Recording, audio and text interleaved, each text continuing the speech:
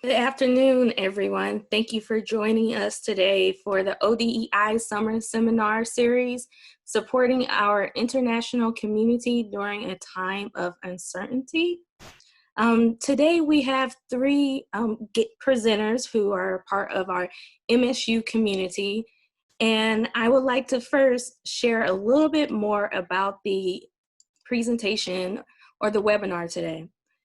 As we continue to experience the COVID-19 crisis in higher education institutions and international communities, supporting our international community is an all-inclusive effort to engage effectively in making sense of challenges facing today. In this webinar, we will learn more about the international programs, resources, services, and ways to meet the needs of our MSU international students and professional community. So some of the outcomes I would like to share with you so you could keep in mind. You will hear about programs available, resources in the international community, shared examples of how some MSU international relation offices are working to foster high quality and timely engagement with students and professionals, and also learn more about strategies for supporting students facing well-being challenges. Okay. Next slide. So some guidelines to keep in mind today. We like to say try on the information that we're sharing with you so you can take it back and think about it and probably apply to your communities or your departments. It's okay to disagree as well. And also practice self-focus today because I'm sure we're going to learn quite a bit of information from our presenters. And then also maintain confidentiality. If someone shares a story with us about an experience, we just want to make sure this is a safe place for everyone to share and to educate us all. All right. So a little bit about our presenters. I'm sure they're going to share a little bit more about themselves, and you probably know them already, but Dr. Ashley Green obtained her bachelor's degree in psychology from Michigan State University. Her master's degree is in higher education administration and her PhD in education leadership and administration. Her dissertation research focused on the experiences and motivation of successful Black first-generation college students. Currently, Dr. Green serves as Assistant Dean for Administration and International Students and Programs, ISP, at MSU. In this role, she oversees operations, international partnerships, processes, and various administrative functions. As ISP's point person for diversity, equity, and inclusion, she took on the role of creating and chairing the ISP's DEI community. Dr. Green also serves as the principal investigator and director of the Hubert H. Humphrey Fellowship Program and Peace Corps. So thank you for being here today with us, Dr. Green. Our next presenter is Dr. Karim Maredia, is the Senior Global Scholar and Director of International Programs in the College of Agriculture and Natural Resources. Dr. Maredia is actively engaged in connecting CANR faculty and students with global opportunities along the three core missions of the college: research, teaching, education, and extension outreach. Dr. Maredia is originally from India and traveled to more than 50 countries to support international programs of MSU. Before joining MSU, Dr. Maredia worked as a research scientist at the International Maize and Wheat Research Center in Mexico. He is also an alum from Alabama A&M University in Normal, Alabama, where I also attended. So we have some common interests there as well.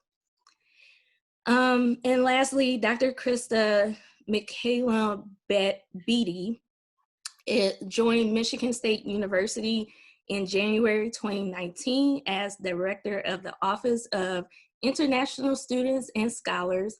In this role, she leads a team of international education professionals who provide a wide range of support for international students and scholars. Dr. McCallum Beatty has worked in international student and scholar services for 20 years and previously held director positions at Iowa State University and Ohio University. So thank you again, Dr. Karim Maredia and Dr. Krista McCallum Beatty for being here and sharing your expertise and advice with us. So hello everyone, I am Dr. Ashley Green. I'm Assistant Dean for Administration in ISP.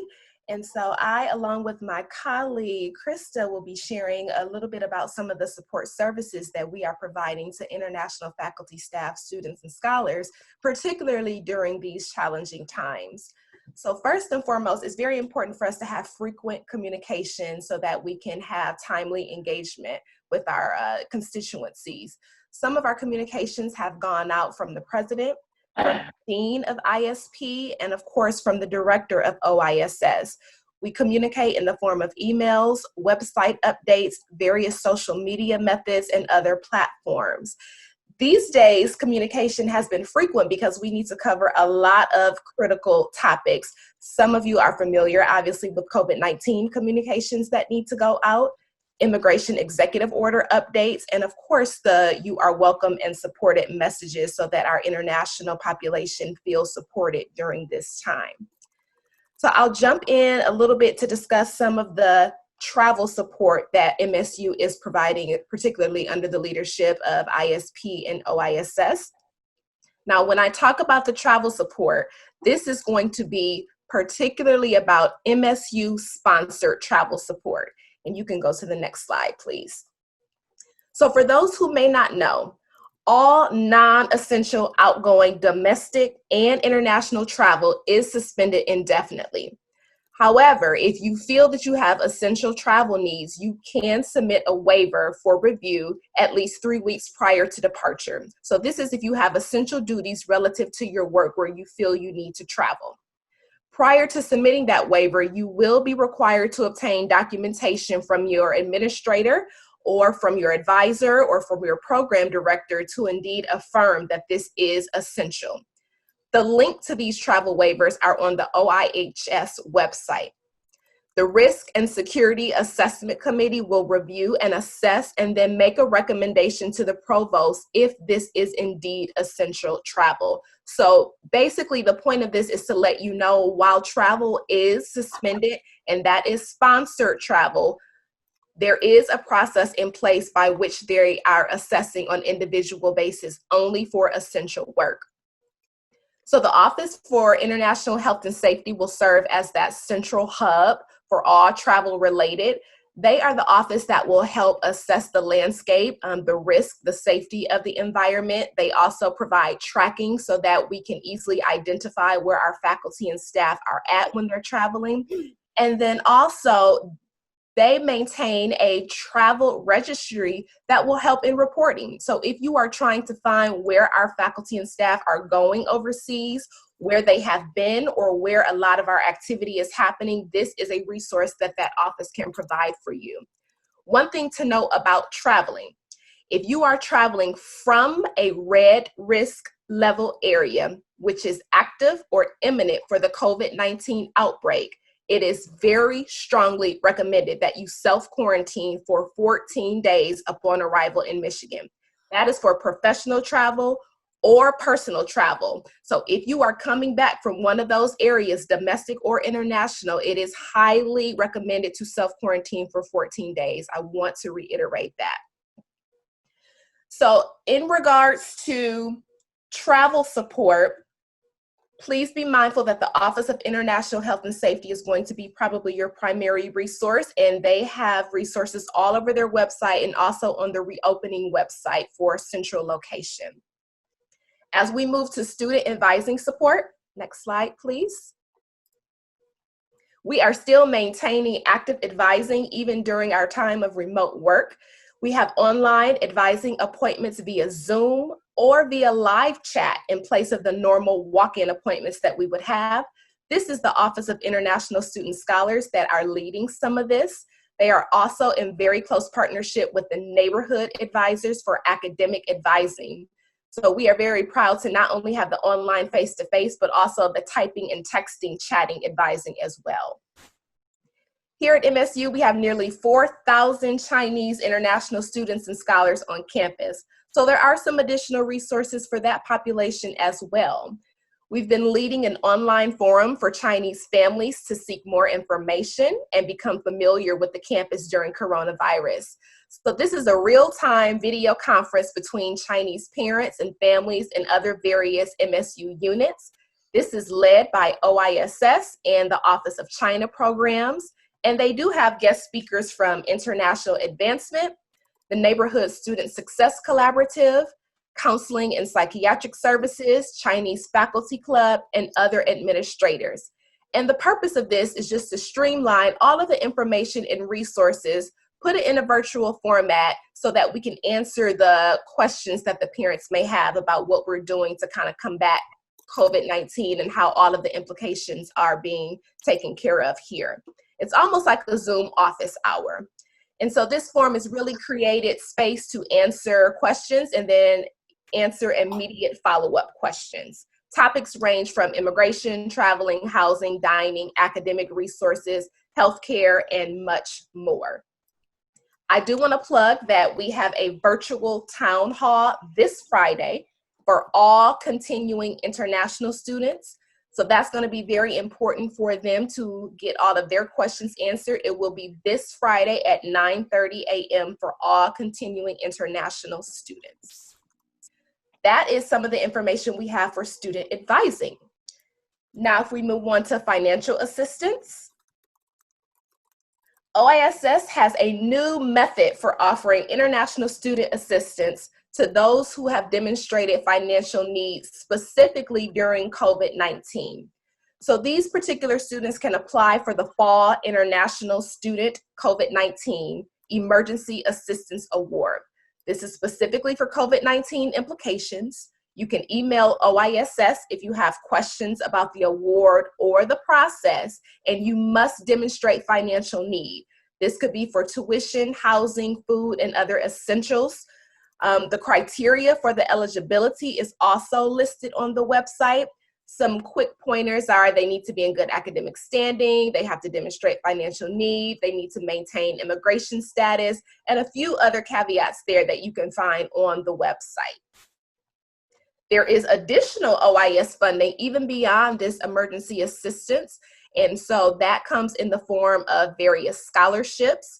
There's another emergency tuition award and other resources that we can typically pull together. So for example, we had an international high achieving student, about a 3.9 GPA, worked really hard to complete in 3 years, but he lost financial support from his parents because they lost income due to COVID.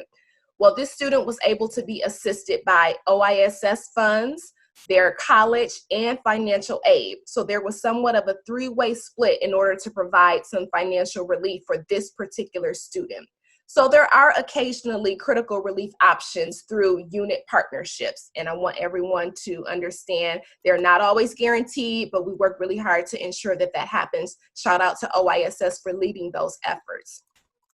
Lastly, on financial assistance, we need to shout out Daniel Spatafor and the International Advancement Team for vigorously promoting ways to donate to such scholarships and funds that we have to help our international population. Particularly, their Give Green Day efforts were successful, and we were able to generate lots of funds to help international students. They are also launching another campaign very soon to replenish the emergency funds that were depleted in the spring awards. So be on the lookout for that, and we would appreciate if you feel led to donate to that to help our international population. And of course, there are additional funding resources such as short-term loans and other things through financial aid.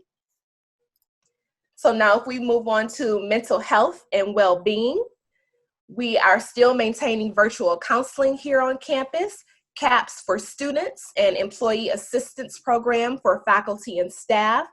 OISS does provide information and advising on health and wellness in order to help have a successful experience. Not only do they partner very well with these units, but they also have quick tips and resources available on their website and through their advising to help in this vein.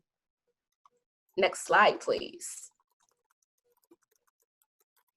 As you all know, the new student orientation is a critical part of the Spartan experience so that you can gain everything you need to know before you come to campus.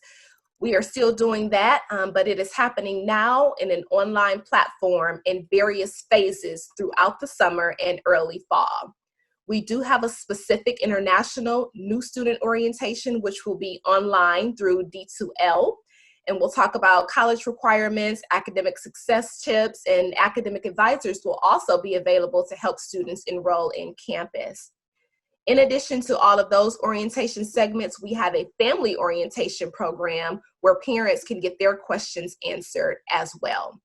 So I think I will take a break there and either one, get questions or turn it over to my colleague Krista to fill in anything that I've left off, and we can go to the next slide. Krista. Okay, Chandra, do you want to pause for Q&A now, or do you want us to keep going? We can pause for Q&A.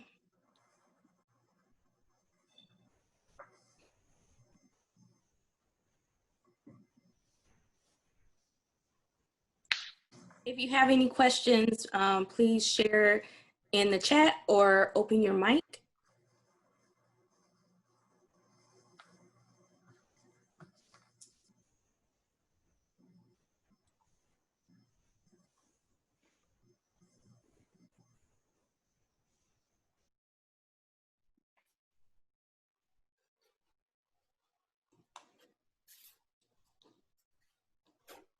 There are no questions in the chat. Thank you, Gayo. All right, back to you. Okay. Well, first of all, I want to thank everyone for this opportunity to talk with you, and then also thank you for all the support you have shown your international students and scholars.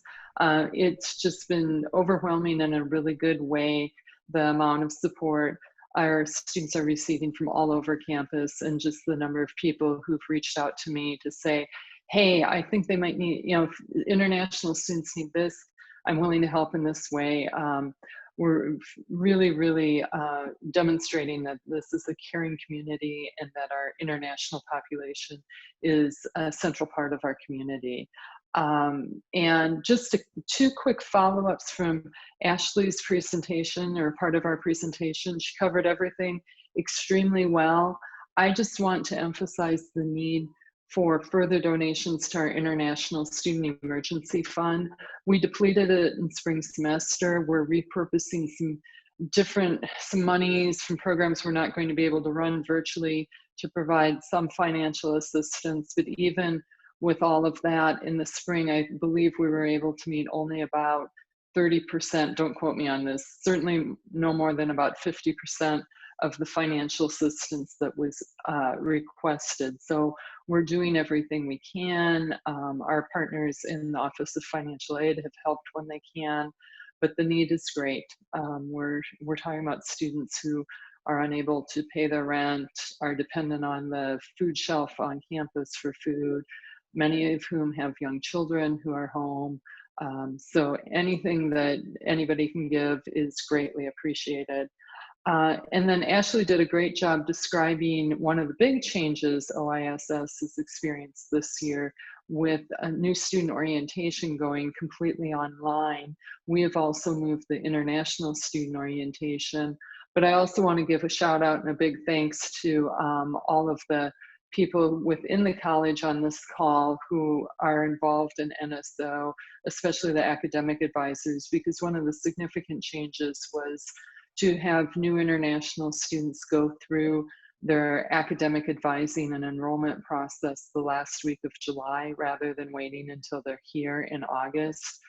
Huge lift for our colleges, and I can't thank you enough for making that happen, because it's made such a difference for our students to already know at this point what their classes are going to be as they're making decisions around traveling to the US for fall semester or not. So wanted to make sure I didn't forget to say thank you for that as well.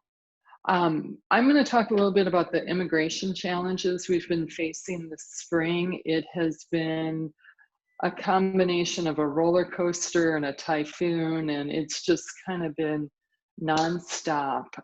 When the university made the decision to go to a virtual environment for all classes, the government agency, we work directly with the Student and Exchange Visitor Program, which is under the under Homeland Security and under Immigration and Customs Enforcement, ICE.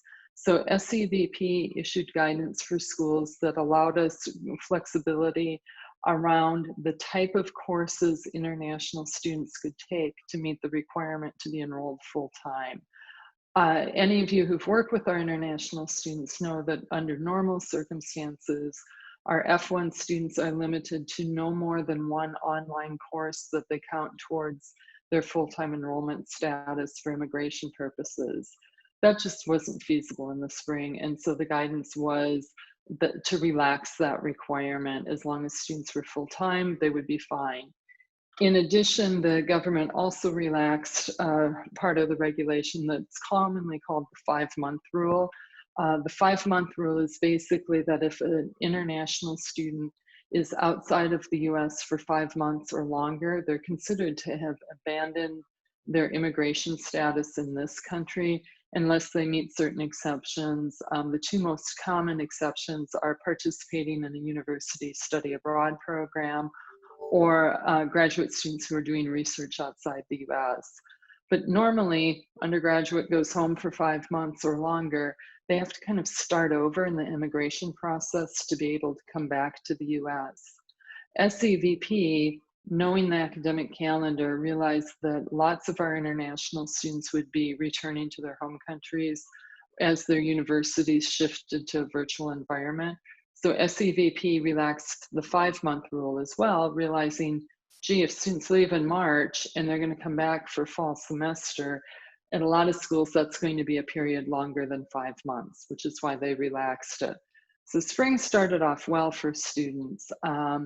Then as we started getting closer to fall, schools were getting anxious because this guidance that came out in March was specific to spring and summer. It did not address fall.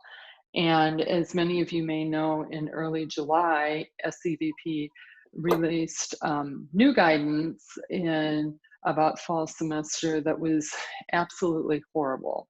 It was incredibly unfair to our students. It was unclear. There were a lot of questions about it. And immediately Harvard and MIT filed a lawsuit, as did some of the California schools. I want to say something like the neighborhood of 15 to 20 states filed lawsuits just because of how damaging this guidance was going to be to our international students, but also to our universities. And some large corporations got involved. Google, Facebook, some of those big groups got involved as well. So when the lawsuit was being heard by a judge, and this was in the Boston area, we were all waiting to see what happened and planning a long night of listening to arguments. And about 5 minutes after the hearing started, the judge announced that the government had rescinded the guidance from earlier in July, and we would revert back to the March guidance. So we were back to more flexibility around the number of online courses and more flexibility with the 5-month rule. But there were some gaps in there, so it took about another week or 10 days for SCVP to issue another guidance that has answered most of our questions. Incredibly stressful time for our international students and their families. My heart goes out to them, and I know at least one of my faves is on the call. Hi, Nikunj. But it has just been really so stressful for them because it's like, okay, this is what I can do, and then the rug gets pulled out from under them and they have to recalibrate everything, as well as, you know, concerns about how the US is handling the pandemic. But thankfully we landed in a place that is reasonable, I would say. So the government has put universities into 3 categories. One category is everything is fully online. Harvard is a great example of that. They've been very public about it. Another category is business as usual. And then there are a lot of schools, I think everyone in the Big Ten, that are doing what MSU is doing, which is a hybrid approach. And for our international students, it means for our continuing students, so students who were enrolled spring semester and are continuing on in the fall, they can be enrolled full-time online and maintain their immigration status, whether they're inside the US or not. This is a change from the earlier guidance. So I know there was a lot of concern about, oh, we've got to get these students in at least one in-person class. No, that's no longer the case. So our continuing students, as long as they're full-time, it doesn't matter if they're online fully, if they're taking a hybrid course, if they're home, they can maintain their immigration status. For our new students, if they are going to come to the US, they need to be enrolled in at least one in-person or one hybrid course in order to maintain their student immigration status, because the new guidance has said new students cannot be 100% online. So that's kind of where we've landed with our international students. There's still lots of other challenges for our students. The US embassies and consulates abroad have started reopening in the past few weeks. We are seeing students get visa appointments and getting their visas, but then there's also the challenge of getting flights to come here. And then, as Dr. Green talked about, there's an expectation that they would self-isolate or self-quarantine for 14 days upon arrival on campus. So there's still lots of challenges for our students who are trying to return or come for the first time, but at least some of the immigration challenges have gone away. I'm just checking my notes to make sure with any other student issues. And then I will say that MSU, very proud of our institution. The advocacy efforts were tremendous. Big shout out to our International Student Association and ASMSU for getting involved and really connecting with other organizations around the Big Ten and trying to rally students, getting some media attention, all of that. And then, of course, our president, President Stanley, was very clear on his support of his support for our international community and his wanting to see this horrible guidance that came out in early July be rescinded. And then there was a lot of behind the scenes work. Our Washington office, our government relations folks were very involved. MSU signed on to an amicus brief in support of the Harvard lawsuit. Really, really great advocacy, which was wonderful to see and certainly did make a difference. Students aren't the only ones that have faced immigration challenges through all of this. You're probably aware that earlier this spring, the government also released, I believe that one actually was an executive order, but anyway, guidance that prohibits US embassies abroad from issuing H-1B visas or immigrant visas to anybody who doesn't already have one, thus preventing them from coming into the US. So how this plays out, our international faculty often start their employment at MSU as an H-1B visa holder.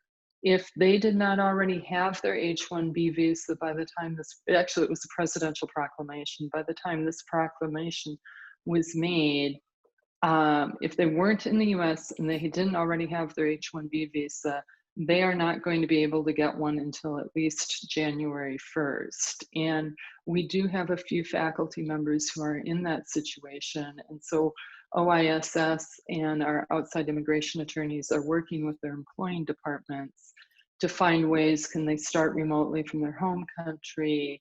Can we advocate for an exception, things like that. Also in our scholar world, so our visiting researchers, some of our postdocs are J's, some of them are H-1Bs. It's been very challenging for them too, especially our visiting scholars who were here when the pandemic broke, because Many of them finished their time here in the spring and summer, but have been unable to travel to their home countries. So we've worked very closely with the US Department of State to get them special extensions so that they can remain in the US, not be in violation of their immigration status until they can get a flight home. However, for many of them, they've lost their funding, things like that. Departments, when they can, have been able to extend their funding, but that's a very, very vulnerable group right now. And we are seeing a decrease in the number of new scholars who will be coming in because of all of this. And we've done a lot of advocacy for our scholars. We have a very good working relationship with the Department of State. So for example, we were able to get 2 of our Pakistani scholars on a repatriation flight that the government of Pakistan had arranged, trying to do things like that as well to help folks out. Finally, I want to mention an initiative by another unit within ISP, the Office for Education Abroad. They have been working with our partner institutions abroad on 2 different initiatives to benefit our international students who are not going to be able to get to East Lansing for fall. The first one is called Study Away from Home, and that is an opportunity for international students to enroll at a partner institution in their home country and take a mix of classes from that institution as well as MSU classes online, and then have them all apply to their degree here. So students who want that in-person experience are still able to get it. So for example, we have, I think, about 15 students doing this at Yonsei University in South Korea.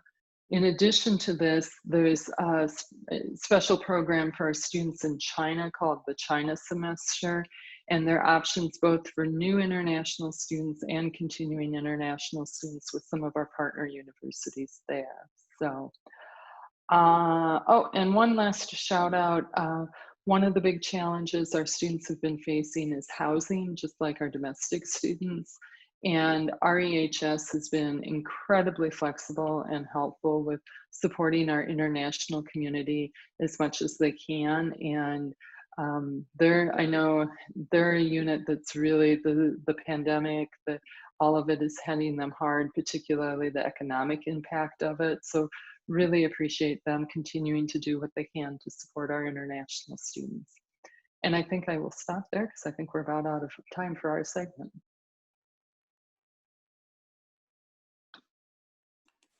Thank you for that overview of immigration challenges, Dr. Krista, McCallum, Beatty. Now, if you have any questions, please open your mic or place them in the chat, and I'll let us know if there are questions in the chat. All right, no question, but there is a comment. I think it's really, really nice. I just wanted to mention it. Basically, the student just wants to say thank you so much for the opportunity for being here, showing representation for international students at ASMSU. I believe he would love to thank each and every one of you for being really supportive of the international community at these such times, especially Krista for being the backbone for OISS and ISA.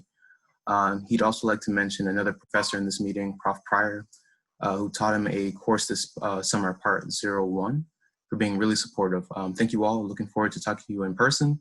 Please feel free, put their contact information in there as well. And as always, go Builders, go green, go global. And also mention that he's doing another program that we offer at MSU in India right now. And I'm just going to jump in. Nikunj is a force to be reckoned with. You want to talk about an outstanding student leader? He certainly is.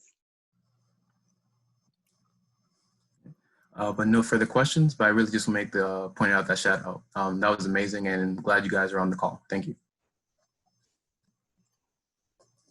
Thank you for having us. I had a quick question, I'm sorry. Can I go ahead? Yes, you can. Krista, you mentioned about raising funds, right? Would you like to share with us how we can contribute to the same, and would you like to share templates that we can circulate around our communities to help OISS raise the same, which could be more convenient to inform the community and give them data in a much more respective manner then rather than spreading false information around?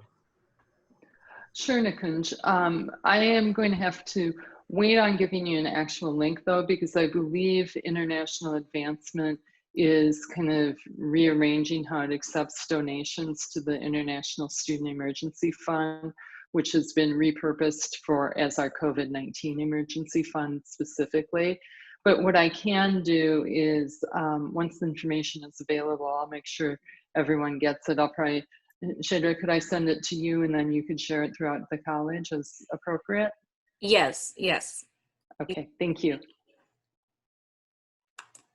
Thank you, Krista, that helps.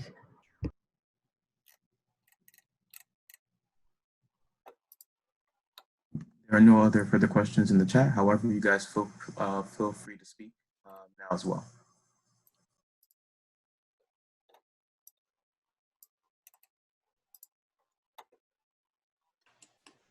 All right. Well, thank you very much again for the representation from your offices, Dr. Ashley Green and Dr. Krista.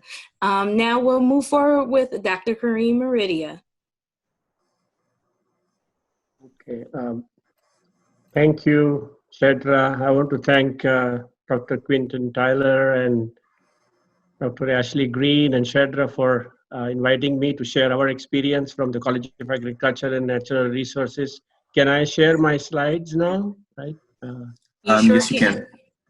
Shadra introduced me. My name is Karim Maredia. I'm the Director of International Program in the College of Agriculture and Natural Resources. And I want to thank Dr. Kelly Millenby and her team from the College of Agriculture and Natural Resources, the unit that directs the academic and student affairs.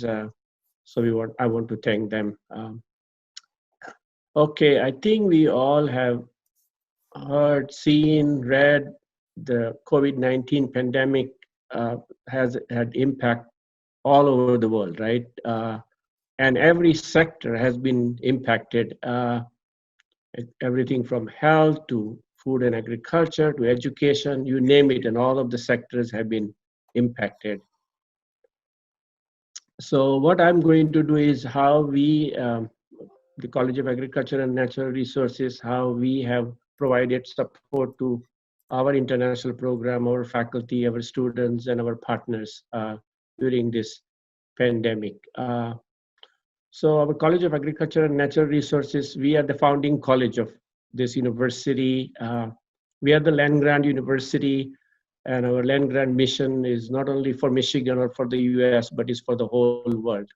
So our international programs are spanned throughout the world, and our really broader goal is how do we work with the international community and our faculty and students in building the global knowledge partnerships across the three missions of our college, which is research, teaching, education, and outreach and extension.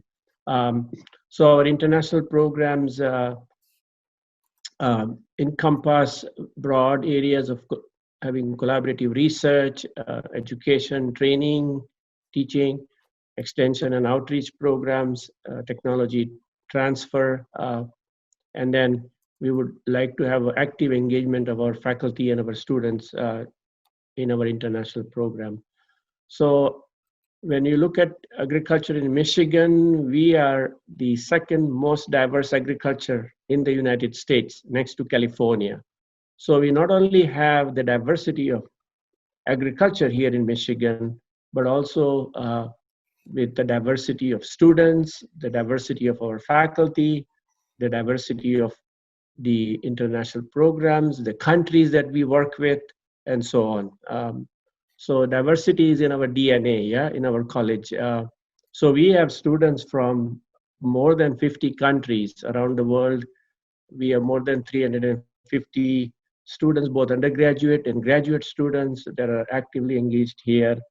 And we have, Dr. Ashley Green actually manages this portfolio of MOUs.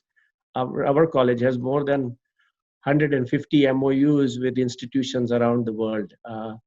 So diversity is really our strength. And I'll put a web link here for our international program. If you need more information, please look at the website.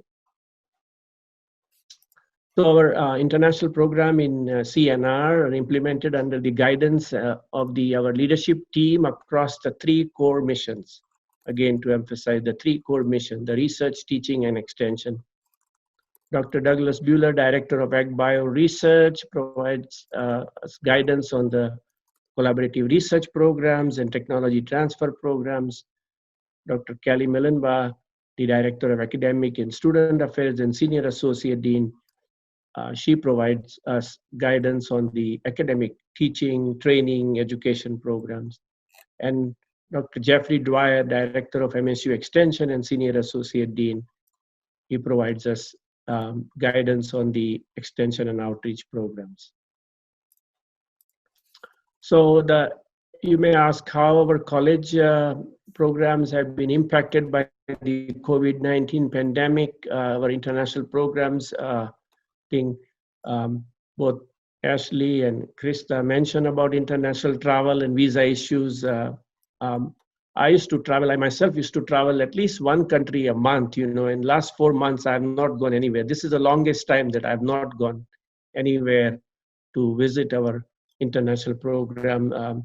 So similarly, all our faculty and staff and students who had international program are not able to travel.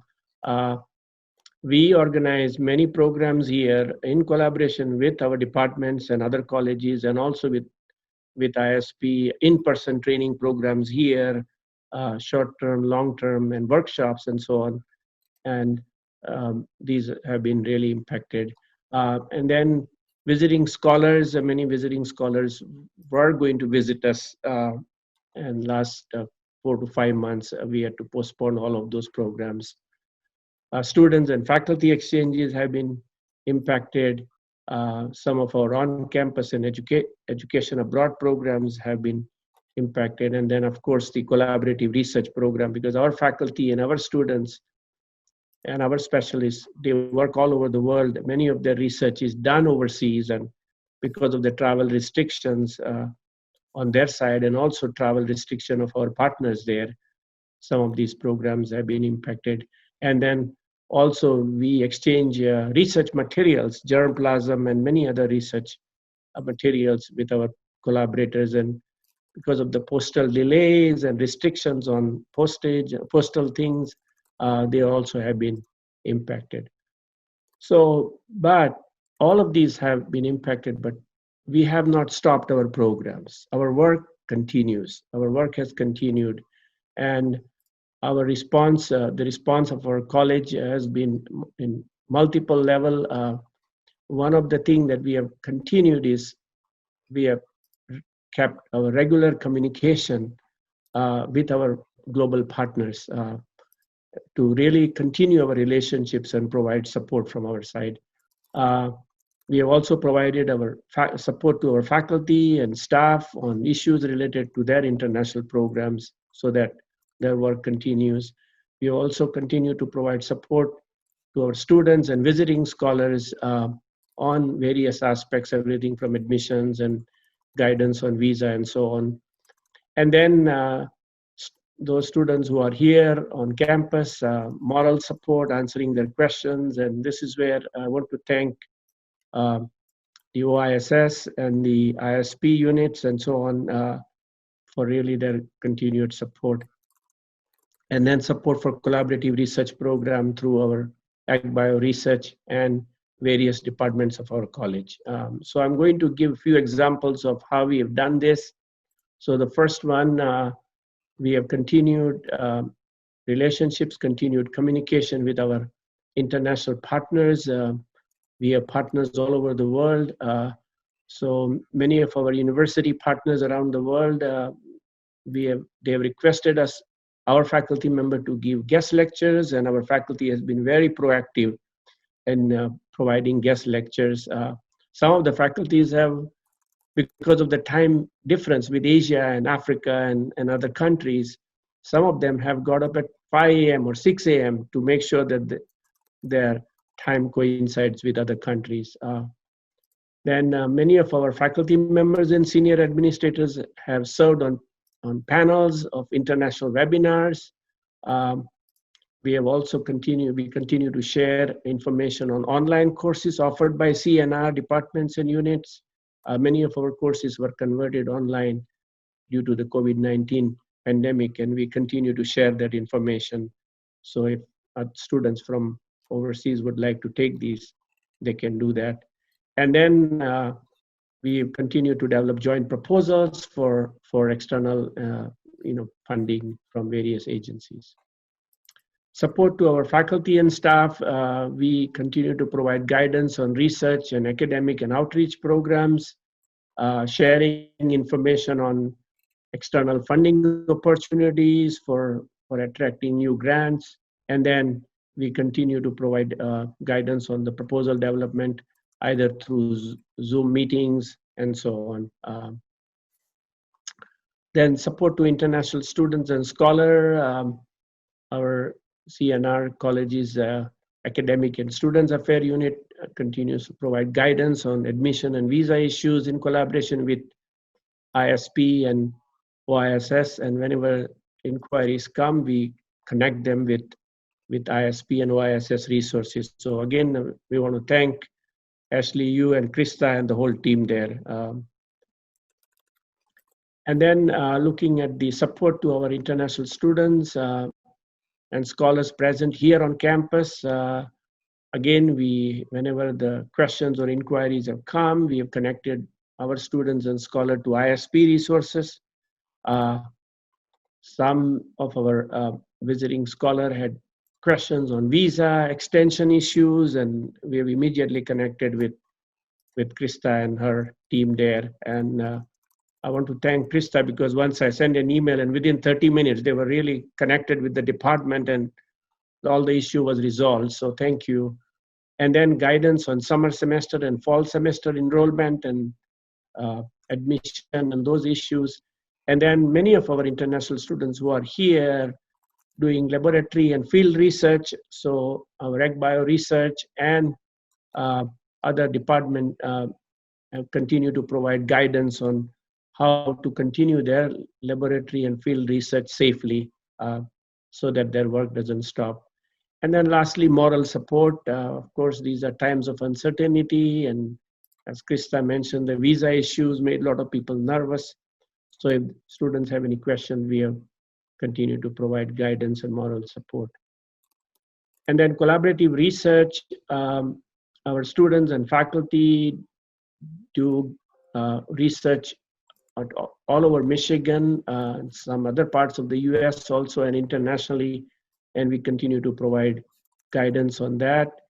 Some of the research programs, in order for them to continue, our departments and their faculty members have worked to modify it so that they can collect some alternate data here in the US, and then hopefully next year, when travel restrictions are lifted, they could go and collect the data overseas. Joint proposal development continues, and then a group of faculty members, international faculty members in our department, in our various departments from South Asia region, we conducted a research through an online survey in 5 countries of South Asia and looked at the impact of COVID-19 on food security and livelihood issues in collaboration with our partners on the ground. So our research work also has continued using virtual online mechanisms. Every summer, we offer international short courses and workshops and so on.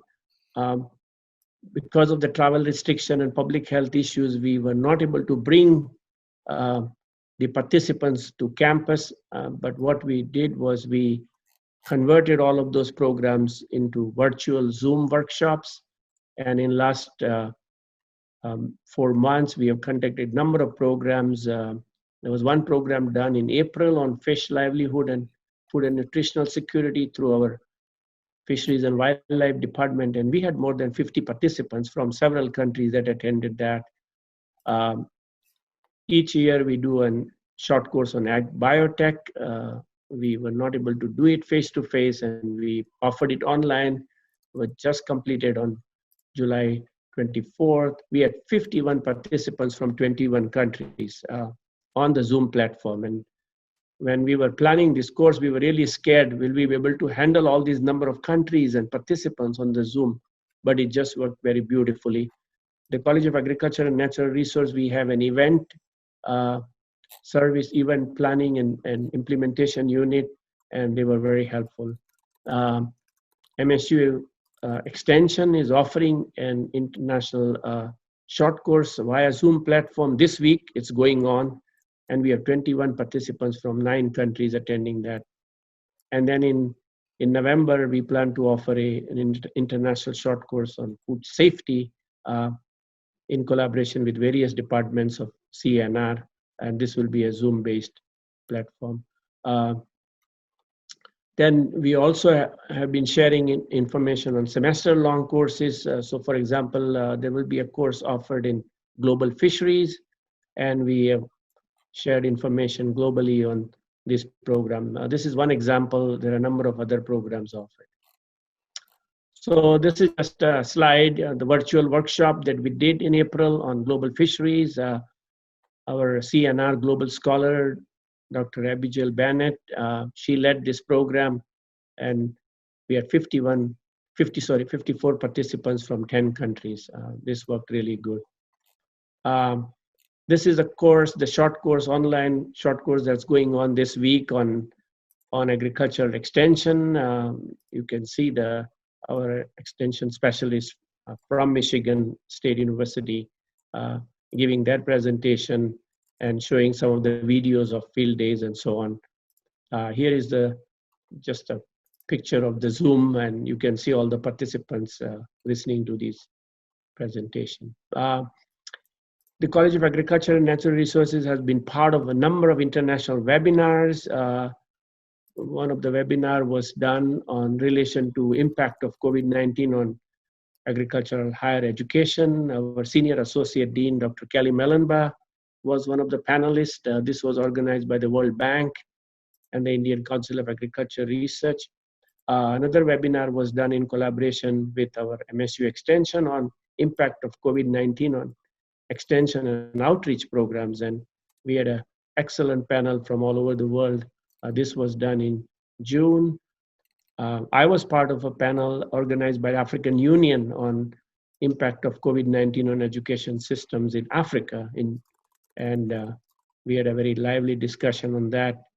And then later this month, on August 27th, we will have a global webinar on impact of COVID-19 on agricultural research system. These will be led by Dr. Doug Buehler, Director of Ag Bio Research, and all of you are welcome to attend this webinar. So our leadership team, our faculty, our senior administrators, all of them have really continued to be part of this global dialogue and global webinars. So in summary, the way forward, the College of Agriculture and Natural Resources will continue to support our faculty, our staff, our students, our scholars, and our international partners during this time of uncertainties. We are all learning from each other. We're sharing best practices. We are all in together, and our international work continues. We are the College of Agriculture. We deal with food, natural resources. Food is what connects us all over the world. Even whether there's time, a normal time or uncertain time, we all need to eat food, right? We cannot survive without food. So our work continues, our work will continue. And I want to thank the CNR leadership team and the ISP leadership team and all of the units of ISP for their continued support. And lastly, I want to thank our team, our international program team in the college. Dr. Ruth Mababazi, she's on the Zoom call today. Dr. Mababazi is from Uganda, and she continues to provide us support on programs related to Africa. Mr. Sunil Madan, who is an outreach specialist. He's the one doing the online course this week on agriculture extension. And then many thanks to Leah Baker and Tonia Dumont from College of Agriculture and Natural Resources for their support to our program. So that's all I have to share our experiences. All right, thank you, Dr. Karim Maredia, for sharing with us today and how CANR is supporting our international community. I would like to see if there are any questions. Please place them in the chat or open your mic.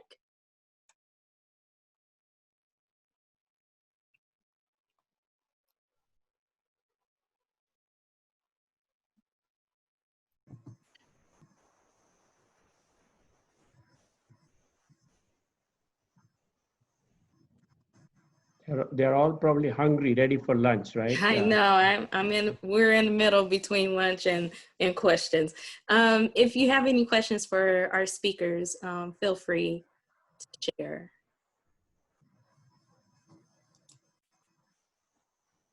Okay, well, just a recap of today. One key point that all of our speakers shared with us is that our international work continues. And then also just remember the student advising support that ISP offers with new student orientation online in phases throughout the summer and early fall. Also with Krista, who share the immigration challenges, not just for our students, but also our international professionals too. Keep in mind that they are there for a resource. I've witnessed the comments saying thank you to ISP for and Krista for providing resources and just responses, quick responses. So it's nice that we have a community that is continuing to support our international community while they're here domestically. Also building global knowledge partnerships, support to students and visiting scholars on admission processes and visa issues that we heard from Ashley, Krista, and Karim. And then lastly, how the CANR response in relation to COVID-19 is to support, support to faculty and staff and to continue the guidance on the research and academic and outreach programs available. So I'd like to say thank you very much to our speakers today, Ashley, Krista, and Karim, for sharing this knowledge with us. And it is a recorded session. We will have it posted to our ODEI resource website, and then I will share any content or website information or future webinar information with everyone who registered for this this session. We have one more coming up that will end our summer webinar series dates. And the next one is on August 22nd, talking about generational differences during this time with Dr. Kelly Millibaugh. So register today. It's on our website where our resources are at within CANR ODEI. Let us know if you have any questions or comments. Thank you, and we're 30 minutes giving back to you. Thank you, everyone, and have a good one. Thanks, everyone. Thank you. Thank you so much. Thank you. Have a good day. Thank you, Ashley and Krista and Shadra and everybody. Thank you. You're welcome.